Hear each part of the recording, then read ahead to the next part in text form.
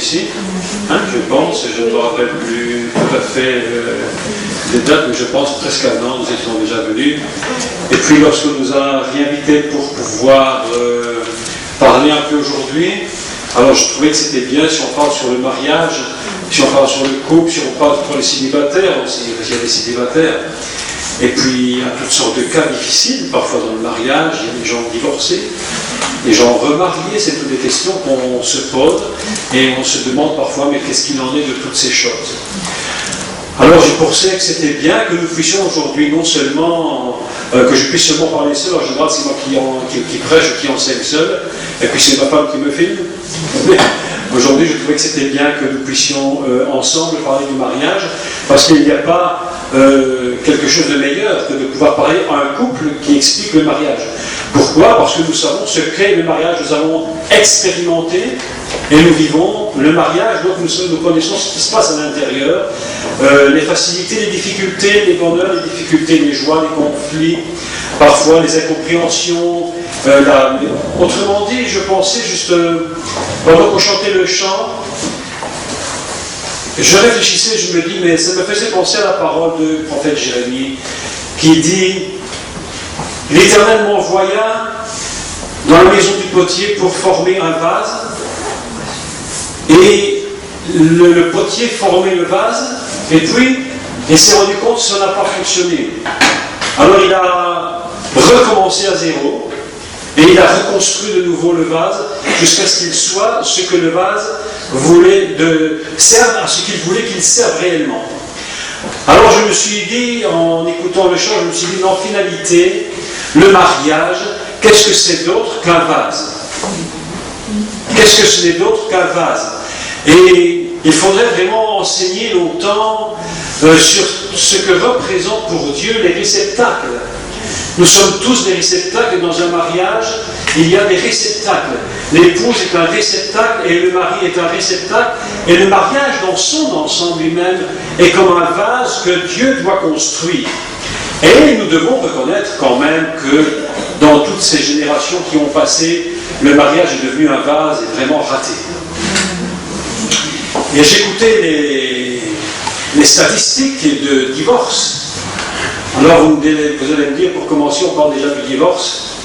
Néanmoins, on est bien obligé d'en parler, puisqu'on se rend compte qu'aujourd'hui, même en Belgique, près de 60% des mariages finissent en divorce. Ce qui est absolument inimaginable. Je ne sais pas si vous avez vu, ou si vous avez eu l'occasion, je ne vais pas dire l'opportunité, je ne sais pas si c'en est une, mais l'occasion d'aller dans un tribunal et de voir la file qu'il y a tous les jours, et qui passe devant le juge pour le divorce. Mais ce sont des drames. Chaque jour des drames. Pourquoi? Eh bien simplement parce qu'on a fait une erreur au niveau du mariage. Les gens ont cru qu'il suffisait de se dire oui pour que tout aille bien jusqu'à la fin. Et on ne s'est pas rendu compte que le mariage en réalité c'est une construction de tous les jours. Et que pour construire un mariage, il faudra, mais je dirais qu'il faudra vraiment y mettre du sien. Il faudra que chacun puisse vraiment faire des efforts personnels. C'est réellement une maison, et d'ailleurs la Bible dit que si l'Éternel ne bâtit la maison, ceux qui bâtissent en vain. Pourquoi aujourd'hui tant de problèmes? Parce que je pense que ce n'est pas l'Éternel qui bâtit les maisons. Et même, je crois qu'il y a beaucoup de gens qui se disent entre guillemets chrétiens, et dont l'Éternel ne bâtit pas la maison. Est-ce que vous comprenez ce que je veux dire? Le mariage, c'est pas seulement dire, et c'est une introduction, on va parler d'autre chose, mais nous allons laisser un peu de temps ce matin pour parler quand même. Ce n'est pas seulement de dire nous nous sommes mariés devant le Seigneur, mais il y a une chose qu'on oublie, et je crois qu'on oublie réellement dans l'Église, c'est que ce n'est pas tout d'avoir accepté le Seigneur, de s'être marié devant Dieu, mais la suite des événements, c'est aussi une grande part d'intelligence. Il faut de la réflexion dans le mariage. Ce n'est pas parce que nous sommes chrétiens que tout est facile demain. Et d'ailleurs, on le remarque réellement, combien de difficultés dans les couples chrétiens. Donc, il y a quand même des secrets. Il y a quand même des secrets de réussite dans le mariage. Et ces secrets de réussite, on voudrait quand même aujourd'hui vous en parler. Je ne dis pas qu'on va tout dire ce qu'il faut dire, parce que ce qu'on va faire aujourd'hui, c'est un résumé d'un séminaire que nous avions donné pendant une semaine entière lorsque nous étions en Martinique. Et pendant toute une semaine, nous avons parlé sur le mariage dans tous les aspects possibles, imaginables. Donc aujourd'hui, nous allons faire notre possible pour faire un concentré sur tout ce que nous pourrions définir de nécessaire au sujet du mariage et aussi du célibat, parce que nous n'oublions pas les célibataires, qui sont des gens qui ont aussi une vie et qui espèrent peut-être se marier ou peut-être même qui vont rester célibataires.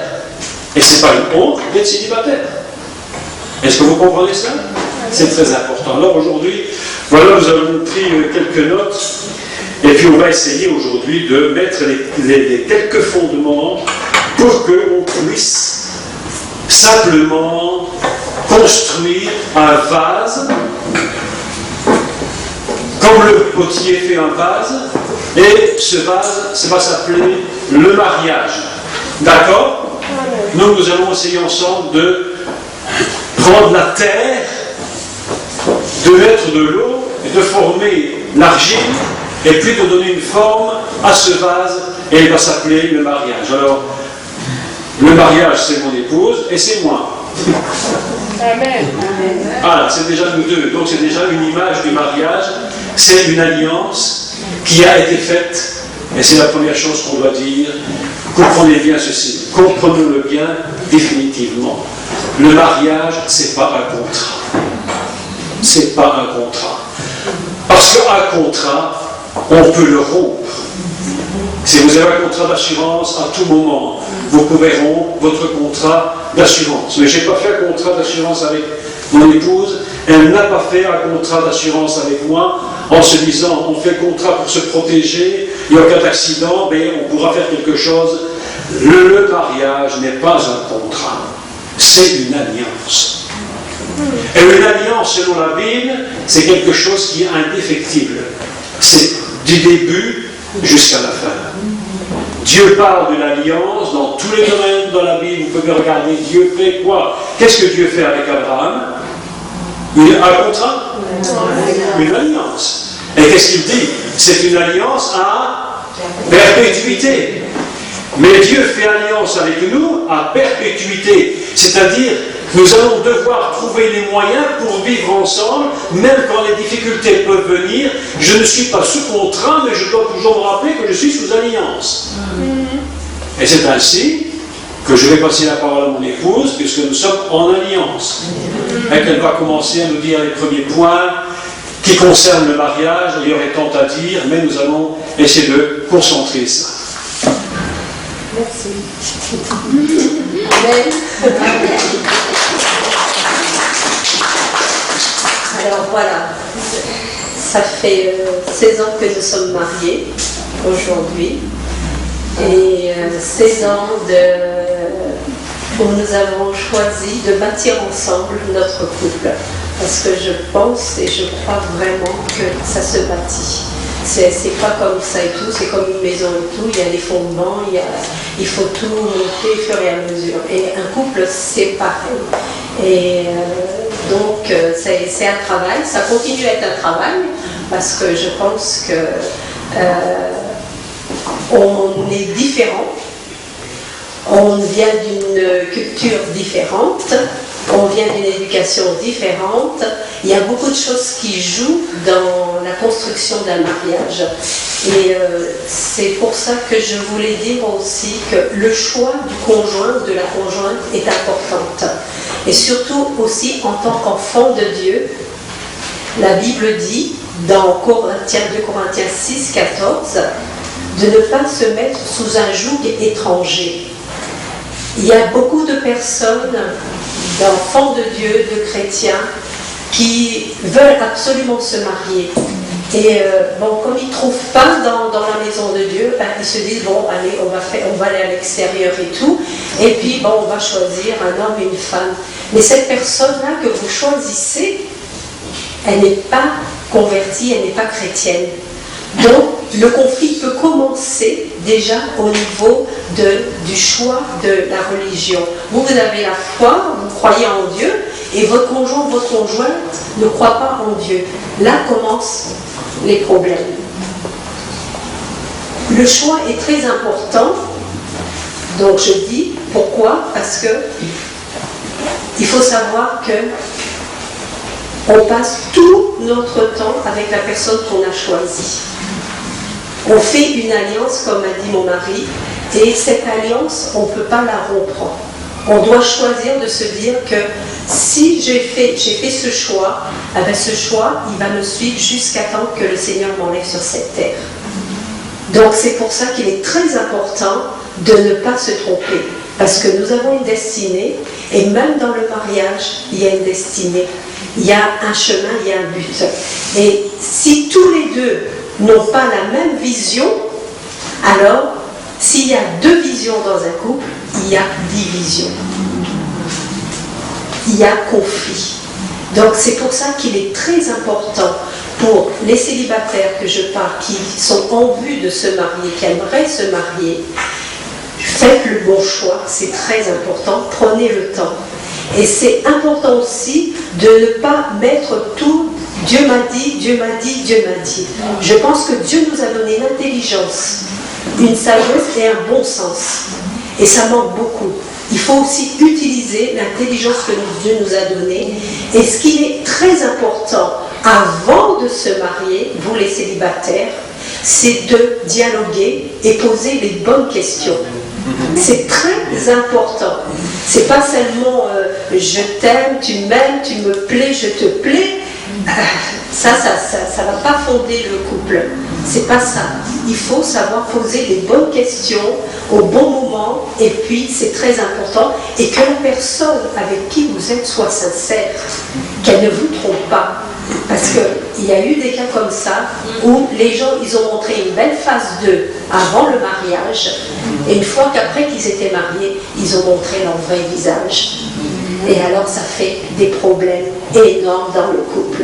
C'est pour ça que vous retrouvez des gens après, même pas 2 mois, 6 mois, hop, on divorce. Ça ne marche pas. Donc c'est très important. C'est pour ça que le choix du conjoint ou de la conjointe est très très important. Donc je disais, donc il y a ce choix-là. Il y a le choix aussi, je veux dire, il y a beaucoup de choix à faire avant. Il y a je disais qu'il y a l'éducation qu'on a eue, il y a la culture, le niveau intellectuel, il y a plein de choses qui rentrent en cours. Donc c'est pour ça que, en tant que célibataire, avant de vous marier, prenez bien soin de savoir où vous allez vous engager et avec qui vous allez vous engager. Amen. Amen. Je passe la parole. Il faut toujours poser les bonnes questions. Toujours poser les bonnes questions. Je posais les bonnes questions à mon épouse. Je voulais me marier, alors j'ai dit, Seigneur, vraiment, je voudrais trouver une épouse qui puisse fonctionner dans le même but que moi. C'est un homme et une femme. C'est vrai. C'est un homme et une femme, pourtant. Mais les différences de culture peuvent être très problématiques dans un couple. C'est pourquoi nous devons poser les bonnes questions avant de commencer. Est-ce que je pourrais vivre? C'est des questions banales, c'est des questions basiques. Est-ce que c'est bon ou pas vrai? C'est totalement basique. Mais est-ce que je pourrais vivre avec quelqu'un qui sera d'une culture totalement différente de la mienne? Est-ce que je pourrais m'adapter à ce style de vie, à cette façon de vivre? Alors nous ne sommes pas racistes. Comprenez bien ce que nous disons. Je ne dis pas qu'un Européen ne peut pas épouser une Africaine, mais d'ailleurs la preuve. Mais je dis qu'il faut quand même poser les bonnes questions. Est-ce que nous pourrons vivre avec ces différences de culture, et aussi même dans la même culture, il y a des différences d'éducation. La façon dont vous avez élevé vos enfants, ce n'est pas la façon dont les autres ont élevé leurs enfants. Et quand nous nous retrouvons ensemble et qu'il faut vivre une vie commune, eh bien nous rencontrons des difficultés. À cause de quoi? À cause des différences d'éducation. Et c'est souvent là que se posent les problèmes du mariage. Est-ce que vous me comprenez bien? Vous êtes d'accord ou pas d'accord avec moi? Ces différences d'éducation peuvent être très importantes. On m'a toujours appris dans ma maison à faire ceci, mais dans notre maison, on lui a toujours dit que c'était pas mal de le faire. Mais maintenant, nous sommes ensemble et il faudra bien trouver un compromis. Est-ce que le mariage, c'est pas faire aussi des concessions? Si dans un mariage, il n'y a pas de concession, on n'en sortira jamais. Ce sera la guerre perpétuelle. Quand j'ai posé mon épouse, elle faisait des concombres, c'était des feuilles de cigarettes. Mais moi, ma mère faisait des concombres, c'était des gros morceaux. Ah, j'aimais les gros morceaux. Je dis à mon épouse, quand j'ai vu qu'elle faisait des concombres, je lui ai dit, mais tu fais quoi là? C'est quoi ça? C'est quoi qu'il y a dans le plat? C'est quoi ça? Elle dit, mais c'est pas comme ça qu'on fait des concombres. Alors on a décidé de faire la moitié. Voilà, c'est ce que j'allais dire. En fait, j'ai dit, quand toi tu fais à ta manière, et quand moi je fais à ma manière. Comme ça, il n'y a pas de dispute.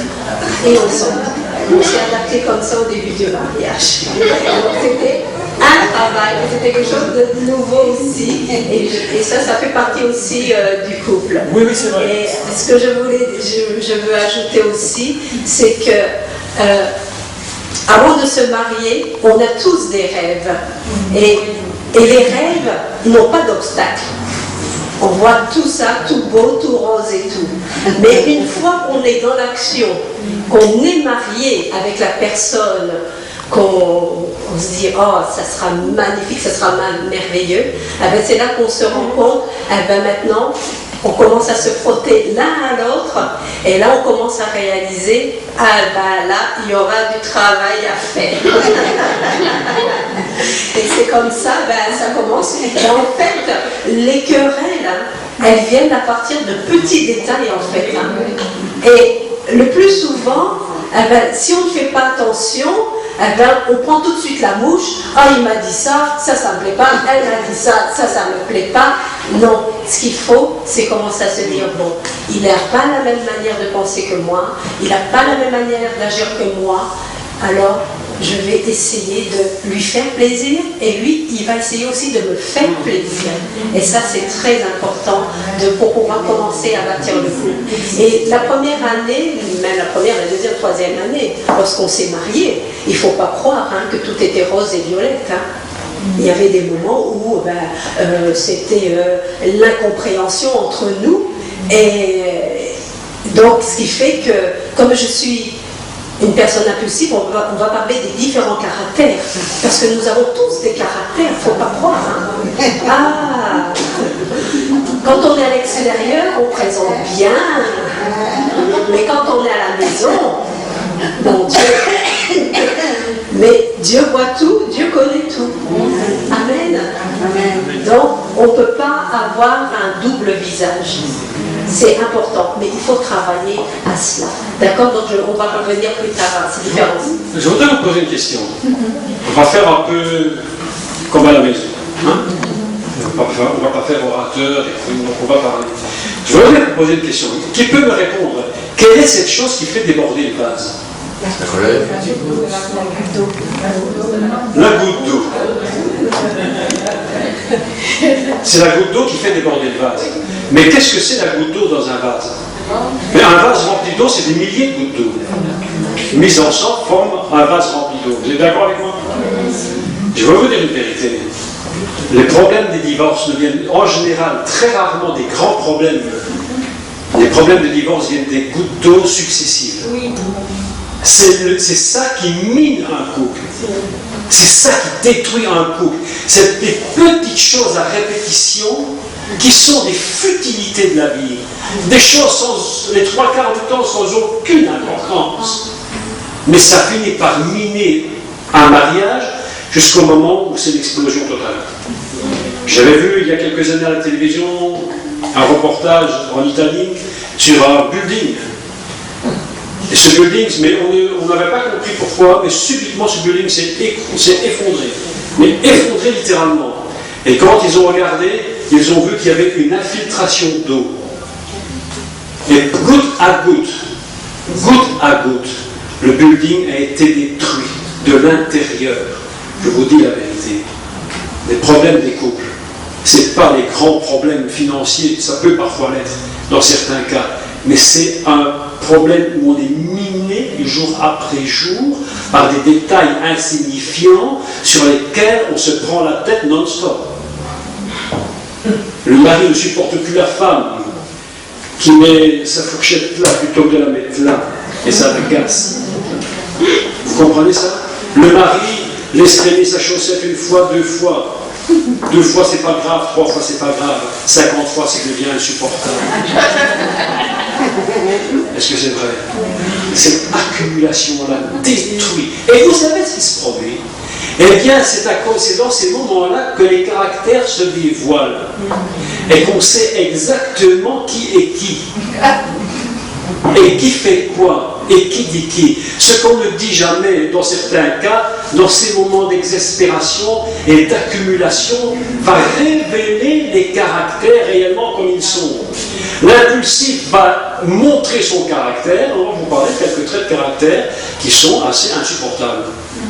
Et qu'il faudra bien, si on veut sauver notre couple, ou plutôt, je ne vais pas dire le sauver, si on veut le bâtir, il faudra bien qu'on puisse reconnaître le caractère que nous avons et comment nous allons gérer. Et là, je vais vous dire une vérité, et ça va vous choquer peut-être, vous êtes chrétien. Je vais vous dire, c'est même pas une œuvre du Saint-Esprit qui le fera. Il ne fera rien. Ce qu'il veut que vous fassiez, c'est que vous ayez un peu d'intelligence. Et ce qui manque beaucoup dans l'Église, c'est d'intelligence. On dit toujours Dieu fait, Dieu fait. Dieu ne fait rien que tu dois faire toi-même et que tu as décidé que tu ne feras pas. Amen. On dit souvent le diable détruit les couples. Mais tu détruis ton couple avant même qu'il ait commencé de faire son travail à lui. Parce que tu n'as même pas réfléchi que ton problème, c'était ton problème. C'est pas celui du diable. Vous savez, il y aurait beaucoup à dire là-dessus, mais je ne vais pas m'étendre, autrement on en parlera demain. Mais ne croyez pas que le diable vient vous détruire avant même que vous n'ayez commencé de vous détruire vous-même. Et souvent les couples se détruisent eux-mêmes. Et le diable ne vient ne mettre que le petit plus qui fait exploser toute l'histoire. Vous comprenez ce que je veux dire? Vous comprenez ça? On a accumulé une quantité de dynamite inimaginable. Mais le diable ne fait qu'une chose, il pousse sur le bouton pour faire tout exploser. Mais la dynamite, c'est toi qui l'as mis. On va commencer à parler des différents caractères qu'on peut avoir. Je dirais une chose, même dans la Bible, vous voyez les serviteurs de Dieu, les hommes et les femmes qui ont servi Dieu, vous voyez qu'ils avaient aussi des caractères. Et vous savez, je dis souvent une chose, c'est Dieu qui nous a donné notre caractère et il sait pour quel but et pourquoi il nous a donné ce caractère. Mais ce caractère, nous devons le soumettre aussi à Dieu parce qu'il y a des débordements, il y a des dérapements et à un moment donné, on ne contrôle plus nos réactions, nos actions, nos paroles. Et il faut apprendre à voir, il est dit que l'un des fruits, c'est la maîtrise de soi. Et beaucoup de nous, je parle aussi pour moi, on manque de maîtrise de soi-même. Vrai ou pas vrai? Amen. Et pourtant, ça fait partie des fruits de l'esprit. La maîtrise de soi. Apprendre à se maîtriser. Parce que Dieu nous a créés avec des caractères différents. Quand vous voyez l'apôtre Paul, c'était un violent. Mais Dieu l'a utilisé. Mais il a dû apprendre aussi à contrôler ses réactions. L'apôtre Pierre, c'est un impulsif. On disait, Jésus lui disait quelque chose, hop, tout de suite, hop, il a sorti son épée, il a coupé l'oreille du soldat. Impulsif. Amen. Donc, on va commencer à parler des différents caractères et que je pense que dans le couple, il faut savoir s'adapter l'un à l'autre et accepter l'autre tel qu'il est et construire et bâtir ensemble. Et au départ, quand on s'est marié et tout, du couple et tout, eh ben, c'est ce travail qu'on a dû faire et qu'on a dû comprendre, surtout moi, j'ai dû comprendre cette chose-là. Et Dieu m'a beaucoup parlé là-dessus et dire que avant, tu étais célibataire, tu étais indépendant, tu faisais tout ce que tu voulais, quand tu voulais, à l'heure que tu voulais, tout. Maintenant, tu es marié, c'est plus pareil. Tu ne peux pas décider, parce qu'il m'a dit quelque chose qui ne m'a pas plu et tout, hop, je claque la porte, je m'en vais, et puis de toute façon, tant pis pour lui, comme ça va lui servir de leçon, et puis après je rentre. Non, j'ai dû travailler sur mon caractère, parce que je suis une impulsive. Je vous le dis honnêtement, il n'y a pas de honte, parce que chacun de nous avons un travail à faire. Je suis très gentille, mais j'ai ce côté où je démarre rapidement, impulsée. On dit quelque chose, hop, je vais réagir rapidement. Alors des fois, souvent il me fait, j'ai pas fini de te parler, calme. Alors, c'est là que j'ai réagi, je dis, oh, mon Dieu, pardon, apprends-moi à me taire et ne pas réagir tout de suite. Et par moment, il y a ce travail qui se fait, et ça dépend de ce qu'on entend, ou ce qu'on va nous apprendre comme nouvelle, et alors tout de suite, non, il faut que j'ai un régime, il faut que je me tienne, la maîtrise de soi. Seigneur, donne-moi la maîtrise de moi-même, apprendre à me maîtriser dans mes émotions et dans mes sentiments. Amen. Il y a, donc, c'est une grande vérité, c'est que dans les couples, il y a toujours le dominé et le dominant. Vous avez remarqué ça? Comme elle dit, l'impulsif, c'est le dominant. Et puis le doux, en général, c'est le dominé.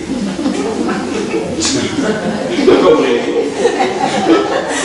il y a des vérités. Il y a des vérités qui se les dominants et les dominés. Vous avez des maris, des hommes dominants.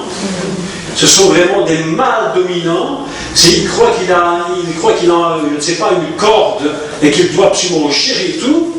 Et il ne supporte aucune contradiction. Et puis à l'inverse, il y a des femmes dominantes qui écrasent leur mari et qui jouent des jeux, qui jouent un jeu double. Laissez-moi vous dire une vérité. Ça me vient à la tête tout de suite. Écoutez-moi, mesdames, je vais vous dire une grande vérité. On est entre adultes, on peut parler. Ok? En adulte, hein? La femme dominante sur son mari, écoutez bien ça, et qui joue avec son mari dans la sexualité, en lui disant, si tu ne fais pas ce que je te dis, tu n'auras pas ton bonbon, je te dis la vérité. C'est une femme qui est en train de détruire son couple, à la racine même du couple. Et il y a beaucoup de femmes qui jouent à ce jeu-là. Pour contrôler le mariage, elles jouent sur leur sexualité. Parce que, vous savez, je vais vous dire une vérité. Dans la sexualité, l'homme qui croit qu'il est si fort, je vous dis qu'il est très faible. Et ce qui fait la force d'un homme, c'est ce qui est sa grande faiblesse. Regardez tous les scandales qui existent à la télévision, donc politique et autres, avec les hommes qui ne peuvent pas contrôler leur sexualité. Si la femme chrétienne, déjà c'est malheureux pour ceux qui ne sont pas chrétiens, mais si la femme chrétienne, pour contrôler son mari et diriger son mariage, joue dans ce domaine-là, en disant si tu ne fais pas ce que je te dis, tu n'auras pas ceci, tu n'auras pas cela, je vous dis, devant Dieu, elle commet un péché terrible. Un grand péché. Et c'est ainsi qu'on ne s'étonne même plus qu'après quelques années, le mari va voir ailleurs. Parce que le mari, je vous dis, l'homme, il est conçu de telle façon biologiquement que Dieu l'a fait, qu'il a besoin absolument de satisfaire ce besoin. Et si pour contrôler le mariage, la femme joue à ce jeu, je vous dis, le mariage est en péril dès le commencement. Nous connaissons un couple qui vit des choses terribles, parce que la femme est une dominante, et le pauvre homme, eh bien, lui, pour avoir son plaisir, est obligé de toujours dire Amen, Amen, Amen. Je vous dis, ce sont des choses dramatiques. Mais le problème dans l'Église, c'est qu'on n'ose pas en parler ouvertement. Mais moi, je vous dis, je vous en parle. Parce que c'est vraiment un problème dans le mariage. Chacun a sa place. Et comme on dit, l'Église sera bien gardée. Hein, les moutons seront bien au milieu de la prairie. Chacun a sa place. Que le berger ne soit pas la brebis, que le brebis ne soit pas la berger. Non, chacun a sa place. Chacun tient son rôle. D'accord? Donc ça, c'était pour parler donc des impulsifs, là, vous avez vu là. Hein? Ok. Mais elle est gentille quand même. Hein? Elle est gentille, elle est très gentille quand même. Très gentille. Moi j'ai prié le Seigneur, j'ai dit Seigneur, donne-moi une bonne épouse. Je n'ai pas demandé au Seigneur une parfaite, parce que qu'est-ce que c'est la perfection? D'abord, pour que je demande une parfaite, il faudra moi-même que je sois parfait. Alors, comme je ne suis pas parfait, j'ai dit, Seigneur, donne-moi une princesse. J'ai dit, au moins, si elle est princesse, je suis au moins la prince. C'est déjà pas mal du tout. Et j'ai prié, j'ai dit, Seigneur, donne-moi une bonne épouse. Qui t'aime? Qui t'aime. Qu'on ait la même vision ensemble. Qu'on ait au moins l'intelligence de comprendre. Se comprendre l'un et l'autre. Ça, c'est la base. Quelqu'un qui sait prier. Parce qu'on parle aux chrétiens ici. Une femme qui sait prier, moi je vais poser les bonnes questions. Je vais poser les bonnes questions. C'était sa déclaration d'amour. J'ai fait ma déclaration d'amour. Je lui ai dit, est-ce que tu sais prier? Elle m'a dit oui. J'ai dit, bon, on va tester. Alors on a prié des heures. J'en pouvais plus, elle continuait. J'en pouvais plus, elle continuait de prier. J'ai dit, c'est une femme qui sait prier. J'ai dit, est-ce que tu sais donner tes dîmes et tes offrandes? Mais c'est une question fondamentale. Tu te maries dans l'église. Et l'un ou l'autre refuse de donner des offrandes, de soutenir l'église, d'aimer Dieu par les offrandes. Mais c'est la guerre dans le foyer. Je vous dis, c'est la guerre dans le foyer. Et c'est ainsi que commencent les problèmes. Et je dois proposer quelques questions. Parce que je crois que les fondements du mariage doivent être bien posés. C'est pas jeter vos yeux et j'ai envie de faire l'amour. C'est pas ça le mariage. Parce que si l'amour et la sexualité, c'était les fondements du mariage, je vous dis qu'il n'y aurait pas de divorce sur la terre. Et la preuve, c'est que ce n'est pas suffisant pour garder un mariage. Donc il y a toutes sortes de caractères. Il y a le caractère jaloux, les jaloux. Vous avez déjà vu les jaloux? Vous savez ce que c'est un jaloux? Possessif à l'extrême.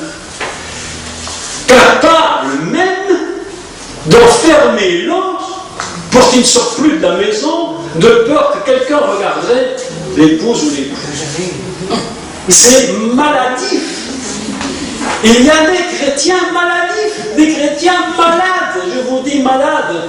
On dit c'est le diable, non, c'est ton caractère, il faut réfléchir, il faut changer. Parfois je me dis, mais les chrétiens auraient vraiment besoin de bons psychologues. Il ne suffit pas de prier, mes amis, pour changer quelque chose. Il faut mettre les choses en place, il faut déterminer le changement. La jalousie excessive est terrible. La jalousie excessive peut étouffer l'autre jusqu'à ce qu'il ne puisse même plus respirer. Est-ce que vous comprenez ces choses-là? Est-ce que vous comprenez? La jalousie excessive. Elle dit je t'aime. Je t'aime. Je t'aime. Je t'aime, mais surtout. C'est ça. La jalousie excessive. Je t'aime.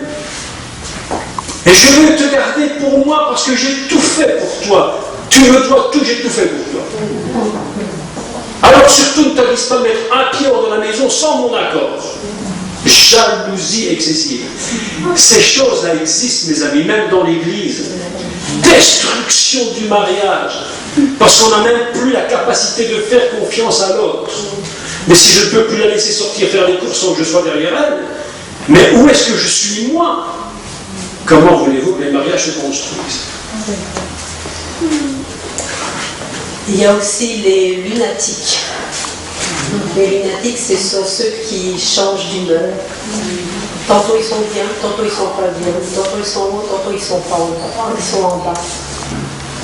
Vous avez aussi les violents, les exigeants. Les violents et les exigeants, ce sont des gens qui sont habitués à exiger des choses. Vous avez dans les couples, le mari, à midi pile, il faut qu'il ait son repas sur la table. Pas midi moins une ou midi deux, c'est midi pile. Et alors, si son épouse n'a pas préparé déjà d'avance, mis la table et tout, alors il se met dans une colère.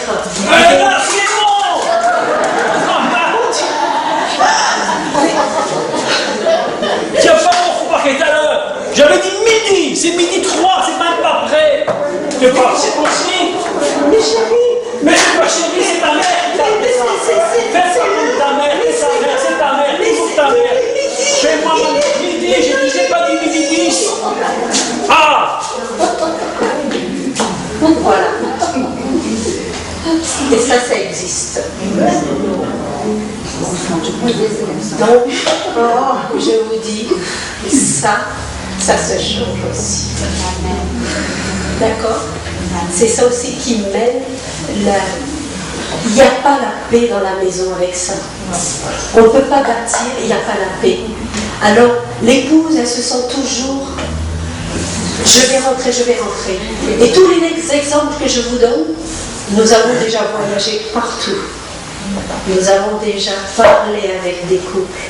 Et si je vous dis tout ce qui se passe, on connaît un couple comme ça. Le mari il exige de sa femme que son repas soit à midi, pas midi une, parce que sinon il pique ses crises. Alors elle ne vit plus un stress. On lui parle, elle est bien, elle entend parler du Seigneur et tout, d'un coup, pressée, non, c'est pas bon, non, qu'est-ce qui va m'arriver? Qu'est-ce qu'il va encore me dire? J'ai dit, qu'est-ce que c'est que ça? J'ai dit, mais ça, c'est pas une vie, ça. Mais tu es devenu esclave. Ce n'est plus la liberté, mais c'est de l'esclavage. Alors, on prie. Et pourtant, il s'est converti, il est devenu chrétien. Mais ce trait de caractère n'a pas encore changé. Donc, c'est un travail qu'il doit faire sur lui-même. Et dire, non, ça. Alors, dans le couple, il n'y a pas cette paix, ce bonheur, cette joie. Amen. Il y a les couples qui sont avec des gens qui sont hyper sentimentaux. Ils sont tellement sentimentaux que pour eux, rien n'a d'importance que les sentiments. Ils sont doux à l'extrême. Ils n'arrivent même plus à prendre des responsabilités parce que tout est à l'outrance. Tous ces problèmes du couple font qu'à un moment donné, tout ça déborde. Et c'est le reproche. Tu es un homme, mais tu ne prends pas tes responsabilités. Tu ne prends jamais tes responsabilités. Je dois tout faire pour toi, tu ne fais rien. Si je n'ai pas toujours les yeux, toi tu ne t'occupes de rien. Réponse de l'homme. Si tu me laissais prendre mes responsabilités, ça n'arriverait pas, c'est parce que tu domines toujours sur moi. Est-ce que vous avez déjà entendu ça? Vous avez entendu ça? Ça veut dire quoi? Ça veut dire qu'on ne connaît pas quelle est notre position dans le mariage, notre fonction, ce que Dieu nous demande d'être, notre fonction, et nous ne connaissons pas ce qu'elle est la fonction de l'autre. Et nous ne respectons pas l'autre. Nous le regardons comme un objet, mais non pas comme une personne.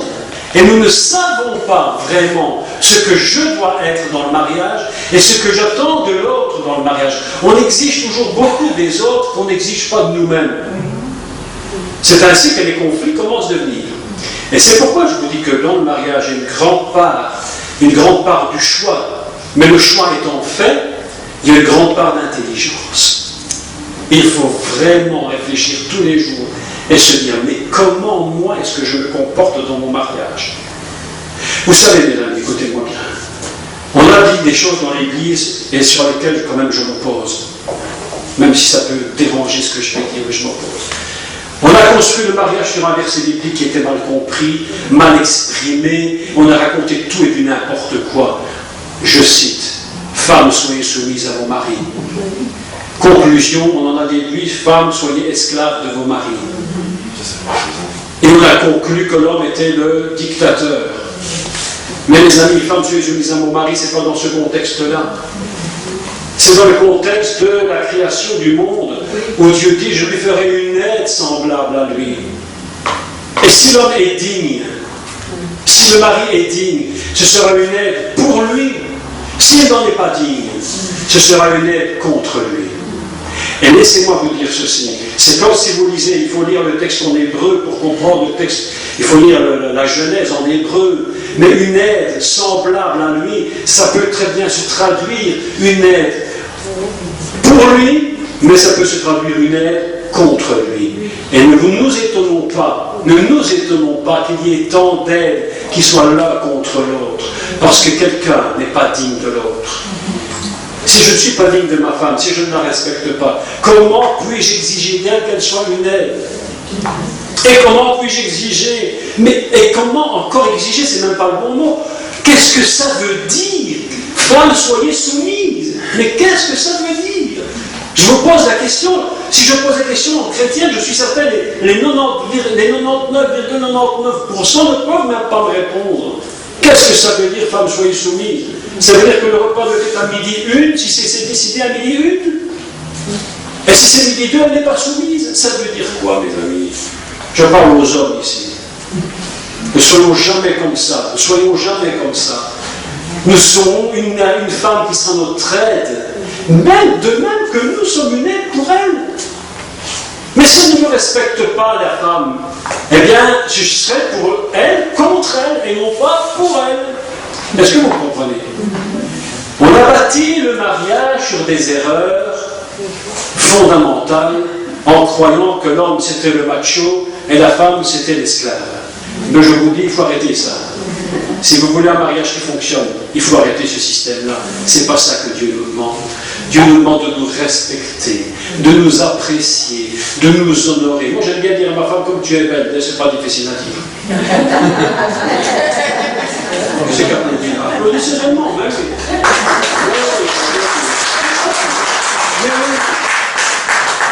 Et je dis à mon mari, qu'est-ce que tu es beau. Ah, oui. C'est une aide semblablement. Mais c'est très important de reconnaître l'autre, de lui faire des compliments. Quand elle a eu son anniversaire, quand elle a 42 ans, quand elle a eu 42 ans, j'ai dit, mais je vais aller chercher 42 roses. J'ai acheté 42 roses. Et le matin, je vais leur faire un énorme bouquet, 42 roses. Et j'avais dû rajouter du feuillage encore. Pourquoi? Mais pourquoi? Vous savez pourquoi? Parce que le mariage se construit sur ces choses-là. De même qu'il se détruit par les petites choses, il se construit aussi par les petites choses. Il est très important de... Vous savez, il y a toujours la flamme au début, hein, qui est allumée et tout, elle brille, elle est belle et tout.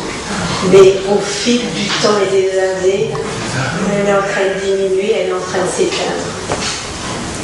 Non, ce qu'on doit faire, c'est dire non, cette flamme que j'avais au début, je ne veux pas la perdre, je veux l'entretenir. Et comment l'entretenir? C'est dire, le mari, souvent, je sais ce qu'il aime, je sais ce qui va lui faire plaisir.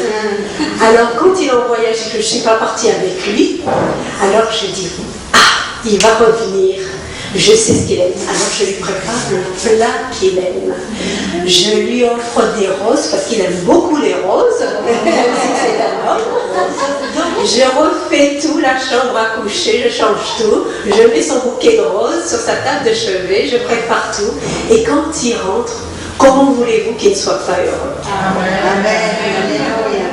Ce sont les détails comme ça. Et lui, vice-versa aussi, il sait me faire des surprises, me surprendre et tout, et me faire des plaisirs. Et je pense que tout au long de notre vie ensemble, on doit continuer à allumer ce feu et à se faire plaisir. Et c'est ça qui va garder le couple. Il faut apprendre à s'aimer vraiment et à dire comment je l'aime. Il est moi je suis lui. Je ne peux plus rien faire sans lui, lui ne peut plus rien faire sans moi. La preuve en est, souvent, quand on ne le voit pas, on me demande, c'est pas normal, habituellement il est toujours avec toi. S'il est tout seul, elle est où ta moitié? C'est pas normal. Parce que maintenant, on est tellement habitué à être l'un avec l'autre que c'est très difficile pour nous, quand on est séparés, il est parti et tout. Première chose, il m'appelle. Il peut m'appeler 2 fois dans la journée. Sinon, moi, je l'appelle et tout. Alors, à un moment donné, il y a ma soeur qui est à la maison avec moi, elle fait « Vous avez fini, enfin ?» Il n'est pas parti Pourquoi? Parce que c'est un manque. Il fait partie de moi, nous sommes un aujourd'hui. Donc, il faut que j'entretienne ça. Et il est très important d'être un exemple et un témoignage. Parce que vous savez, les gens, ils vous regardent. Hein. Et je vous dis une chose, on a eu une expérience, plusieurs expériences comme ça. Nous allions en Martinique. Hein. Nous étions dans l'avion. Et puis alors, on était en train de parler ensemble et tout. Et puis on a beaucoup plaisanté. Ce qui est bien, c'est que on a beaucoup de choses en commun, en fait. Je dis, c'est vraiment une rencontre divine et c'est vraiment Dieu qui a permis qu'on se rencontre. Et donc, on a beaucoup plaisanté ensemble et tout. Donc, on était dans l'avion et tout. Puis, il y avait une complicité entre nous. On était en train de rire et tout ça. Et après, quand on est arrivé en Martinique et tout, on a prêché et tout. Et puis après, on a été visiter d'autres églises. Et on sort de la réunion. Il y a un couple qui vient nous voir et tout, qui dit « On vous a vu dans l'avion. » Ah bon? Oui, oui. C'est extraordinaire parce qu'on a bien vu, hein, vous aviez une complicité entre vous. Témoignage. Si on est en train de se disputer, puis je le frappe, et puis il me frappe, et puis tu m'énerves et tout, quel est le témoignage qu'on donne? Le témoignage est très important. Donc c'est important d'honorer son mari et que le mari honore sa femme. C'est très important ensemble. Et vous savez, au début du mariage, quand il y avait les conflits et tout, de caractère, d'incompréhension et tout, la chose qu'on s'est dit, c'est important, le dialogue dans un couple est très important. S'il n'y a plus de dialogue, ça aussi, ça détruit le couple. Donc, c'est très important de se dire, bon, on ne s'est pas compris et tout, on laisse calmer la chose, après on revient et on parle calmement. Voilà, peut-être qu'il y a une incompréhension vis-à-vis de moi ou de toi, et il est très important aussi, je dis dans le couple, il faut savoir se demander pardon, parce que l'orgueil tue les couples. S'il y en a un qui est orgueilleux, et qui dit, et on en connaît aussi des couples comme ça, moi, demander pardon, mais pourquoi je t'ai rien fait, c'est toi. Alors, c'est tout le temps l'autre qui va dire, je te demande pardon, et qui n'a rien fait. Mais toi qui es orgueilleux, tu réalises même pas que tu te précipites dans ta chute. Donc, il faut être honnête avec soi-même, s'examiner soi-même, c'est très important. Où est-ce que j'en suis dans ma vie? Je m'examine. Et dire, Seigneur, il y a ça encore à travailler, je le remets entre tes mains. Je veux travailler dans ce domaine-là, parce que ce domaine-là, il est encore faible. Alors, je veux travailler. Vous ne changerez jamais votre conjoint. Je ne pourrai jamais le changer, il ne pourra jamais me changer. C'est à moi de faire ma part et le choix de dire, là, je dois changer, je dois travailler à ça pour pouvoir qu'ensemble on puisse bâtir notre maison. Comme lui, il sait qu'il y a des choses en lui qui doit travailler. Donc il le fait. Et ensemble, ce qu'on fait, souvent au début, quand ça n'allait pas et tout, eh ben, on allait se voir, on se demandait pardon. Le pardon aussi, dans un couple, est très important. Je voudrais vous dire quelque chose d'important, et que vous puissiez bien comprendre un exemple que je vais prendre au sujet de la perfection. On a une fausse idée sur la perfection. On espère évidemment, ce serait magnifique, n'est-ce pas, si vous pouviez épouser la personne parfaite. Alors là, vraiment, ce serait le rêve, le top du top et le rêve. Mais vous savez ce que c'est la perfection? Je vais vous donner un exemple. Vous savez, d'abord, la Bible dit, puisqu'on va quand même parler de la Bible, elle dit que Dieu a créé le monde au départ, et puis que le monde, quand il a été créé, il était sans dessus-dessous, il était tohu-bohu, dit la Bible, donc informe et vide, et pourtant, Dieu est un Dieu parfait. Est-ce que vous êtes d'accord? Dieu est un Dieu parfait, pourtant le monde était sans dessus-dessous. J'ai dit, mais pourquoi? Qu'est-ce qui se passe? Pourquoi toi, le Dieu parfait, tu fais un monde qui est sans dessus-dessous et qui n'est pas complètement structuré? Est-ce que tu ne serais pas parfait par hasard? Eh bien, je voudrais vous dire quelque chose au sujet de la perfection, pour que nous comprenions bien ce que c'est dans le couple, la perfection. Mon frère, c'est très important de comprendre ce que je vais dire. Si vous prenez, écoutez-moi, si vous prenez des tubes de peinture, des pinceaux, et une toile blanche. Et à partir de là, vous allez demander à quelqu'un de faire une peinture. Eh bien, la peinture se trouve où? Elle se trouve dans les tubes. Le futur tableau, la future image qui va se former, elle se trouve où? dans les tubes et le pinceau.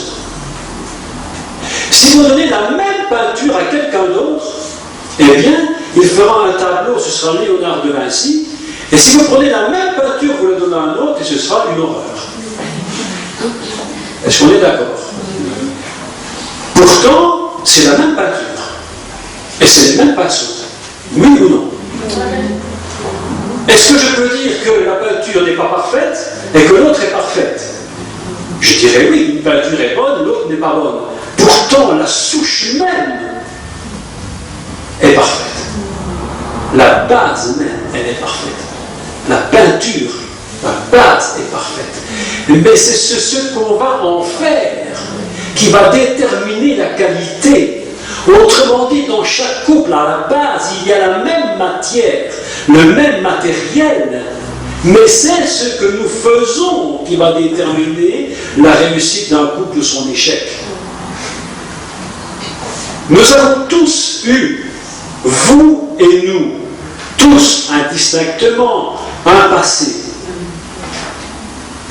Peut-être même un divorce. Et les gens sont blessés par ces choses-là. Que se passe-t-il dans les couples souvent? J'ai entendu de mes oreilles souvent, pas à la maison, mais j'ai entendu dans beaucoup de couples. L'épouse ou l'époux qui revient sur le passé. Ah, il y a 10 ans, je t'en avais bien dit. Il y a 15 ans, tu te rappelles ce que tu avais fait? Et on remet sur le tapis le passé, et le passé revient, et le passé revient. Et on essaie de construire son couple d'aujourd'hui sur le passé d'hier. Les rancunes perpétuelles du passé d'hier. Écoutez-moi, si vous êtes remarié, on ne jette pas la pierre à personne. Moi, je ne suis pas là pour jeter la pierre à ceux qui se sont mariés. Je vous dis la vérité. Vous voulez une vérité?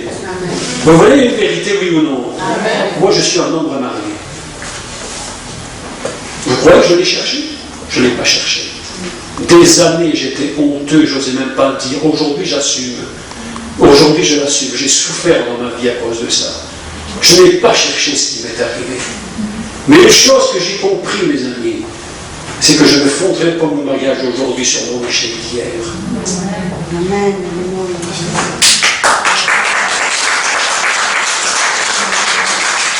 Je ne fonderai pas mon mariage aujourd'hui sur l'échec que j'ai connu hier. Je ne jugerai pas cette femme qui est à côté de moi de la façon dont j'ai pu être jugé autrefois par une autre. Parce que ce n'est pas comme ça qu'on construit un mariage. Ce sont des illusions d'église. Ce sont des illusions religieuses, mes amis. Je vous dis la vérité, c'est autre chose que ça. La vérité, c'est autre chose. Je n'écoute même plus ce qu'on me raconte sur ça, dans toutes sortes de doctrines bizarres et étranges sur les remariages. Non, ça ne m'intéresse plus. Aujourd'hui, nous sommes face à une réalité, mes amis. Dans l'église, il y a des gens remariés. Oui ou non? Est-ce qu'on va les détruire? Est-ce qu'on va les jeter en disant vous êtes des remariés, vous n'avez plus le droit à rien? Non, non, non, Dieu n'est pas comme ça, Dieu n'est pas comme ça, Dieu n'est pas comme ça. Je refuse cela. Il y a des gens qui ont été divorcés, qui ont beaucoup souffert, mais moi, mes amis, je vous le dis par expérience, je ne construis pas ma vie avec cette femme-ci sur ce que j'ai connu il y a 30 ans, 20 ou 40 ans. Je refuse cela. Je le refuse systématiquement parce que mon Dieu est plus grand que ça. Et ce que Dieu veut aujourd'hui, c'est mon succès, ma joie, mon bonheur, son bonheur.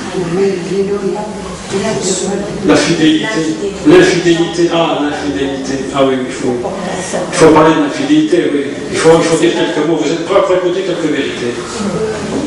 Parce que peut-être je vous choque certains d'entre vous qui avez entendu certaines choses. Aujourd'hui, on n'est plus là pour dire des mensonges.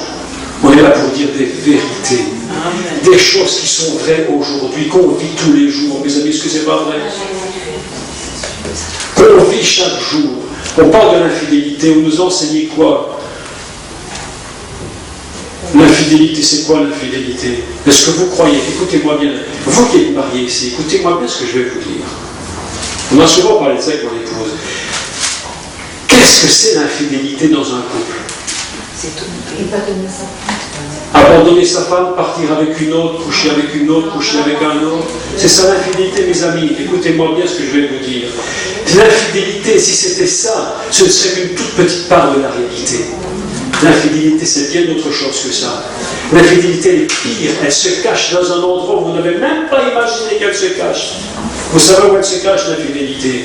C'est quand le jour de ton mariage, tu as promis de prendre soin de ton épouse et de ton époux, dans les bons et les mauvais moments. De prendre, de le chérir, d'être avec lui, d'être avec elle, et de l'aimer, de la protéger. Et tu vois, dans un mariage, qu'est-ce qui se passe? Peut-être l'homme n'a jamais trompé sa femme, peut-être la femme n'a jamais trompé son mari, mais ils sont infidèles sur tout le reste, parce qu'ils ne prennent jamais soin l'un de l'autre.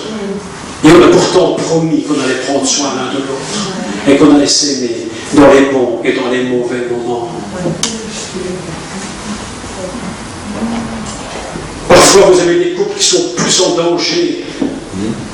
Non pas parce que l'un a mis son pied de travers, ça peut arriver parfois. On ne dit pas que c'est bien, on ne dit pas qu'on excuse cela, mais l'infidélité est bien plus cachée que vous n'imaginez.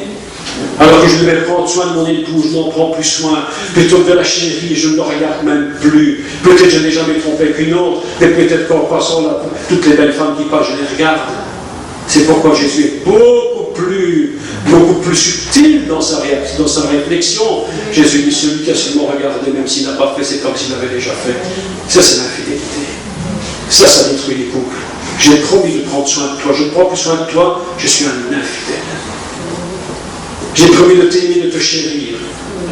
Je ne le fais pas, je suis un infidèle. Ne croyez pas que c'est seulement les coucher à droite à gauche. C'est bien pire que ça. C'est pourquoi je vous appelle, vous les couples qui êtes ici. Prenez soin l'un de l'autre. Apprenez à vous regarder dans les yeux. J'ai vu, j'étais en Martinique, je rentre dans une église, mais je vous dis, une église mais religieuse. Mais je ne sais pas si vous savez ce que c'est qu'une église religieuse, mais là c'était religieux. Je ne peux pas même pas vous dire comment c'était religieux, tellement c'était religieux. Et j'ai appelé les couples à un moment à la fin de la réunion, j'ai dit aux couples, approchez-vous, les hommes étaient d'un côté, les femmes de l'autre. Déjà là, je comprends déjà pas. Enfin, donc, écoutez, on vit ensemble à la maison, on fait l'amour ensemble, on fait des enfants ensemble, on va à l'église, chacun de son côté. Expliquez-moi déjà ça. Expliquez-moi ça. Alors, je ne savais pas qui était marié avec qui. Alors, je vois les hommes d'un côté, les femmes de l'autre. Alors, je dis, c'est quoi cette histoire? Moi, je ne peux pas supporter ça. Alors, je dis, écoutez, quand les couples s'approchent. Puis les couples s'approchent, puis je dis au couple, regardez-vous dans les yeux, dites à votre conjoint, je t'aime. Impossible. Vous rigolez? Impossible. Même pas regarder son mari dans les yeux baissés, comme un pauvre animal blessé qui n'ose pas se regarder.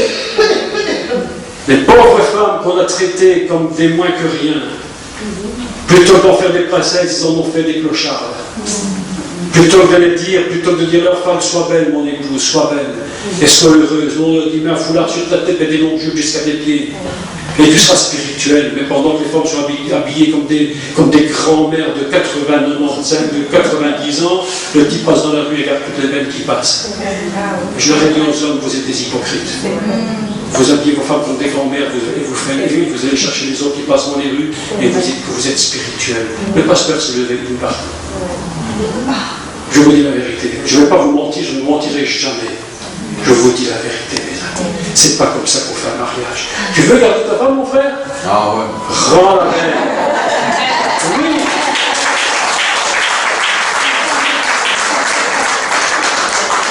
Prends soin d'elle. Dis tu es belle, mon amour. Chaque jour, dis-lui tu es belle. Fais-lui des compliments. Est-ce que c'est pas vrai ça? Est-ce que je dis la vérité ou est-ce que je mens? Femme, tu veux garder ton mari?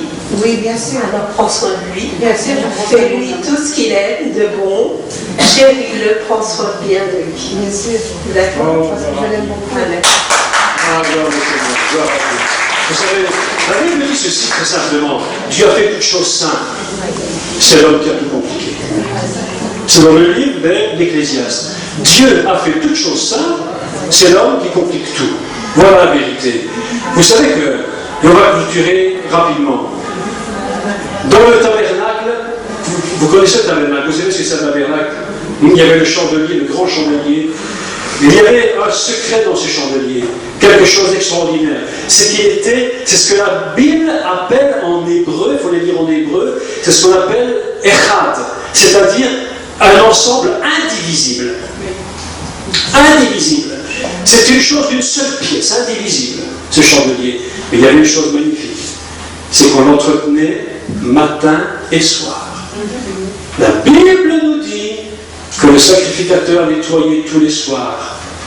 Parce qu'il y avait des flammes, de l'huile, ça faisait de la suie, et tous les soirs, et tous les matins, il nettoyait les bougeoirs, enfin les petits réceptacles, pour que l'huile et que la flamme soit toujours animée. Parce que le jour où la flamme n'est plus animée, il y a des hommes qui n'ont entretenu que la flamme du sexe, ça brûle, et les autres sont mortes. Il y en a d'autres qui n'ont entretenu que la flamme de la nourriture, mais tout le reste est mort.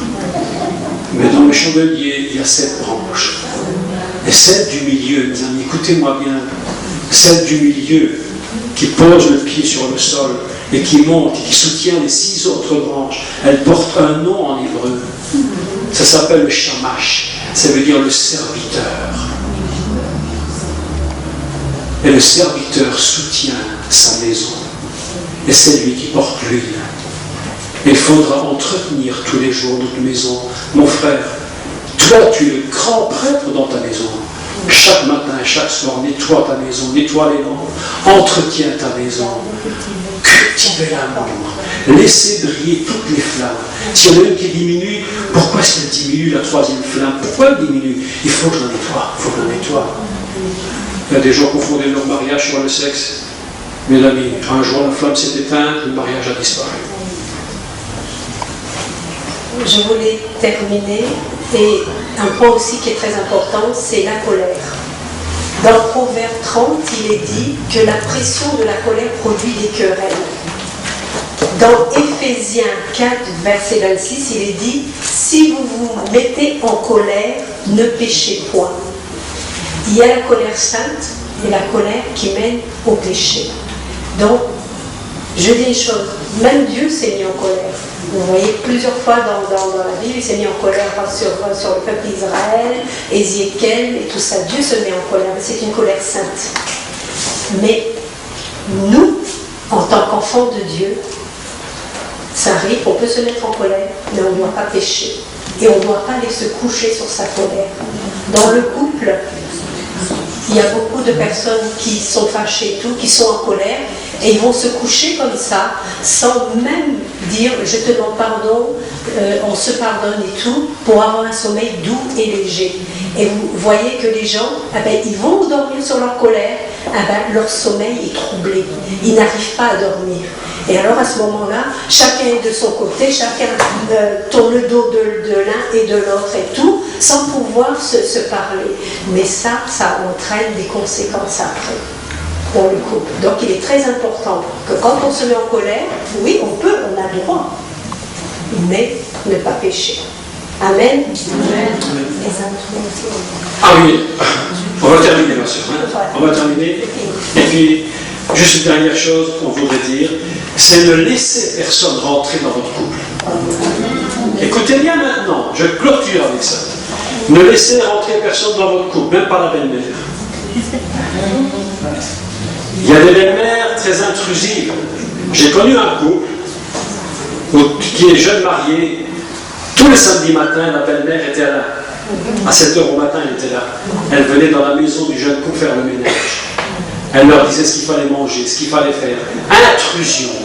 Ne laissez personne rentrer dans votre couple, c'est un danger mortel. Votre couple, c'est une unité indivisible. Et personne ne rentre à l'intérieur sans votre autorisation. Et celui qui veut y rentrer par la force, vous le mettez dehors. Et s'il le faut, coup de pied au derrière. Il y a la seule thérapie, il y a des thérapies qu'on appelle la thérapie coup de pied au cul.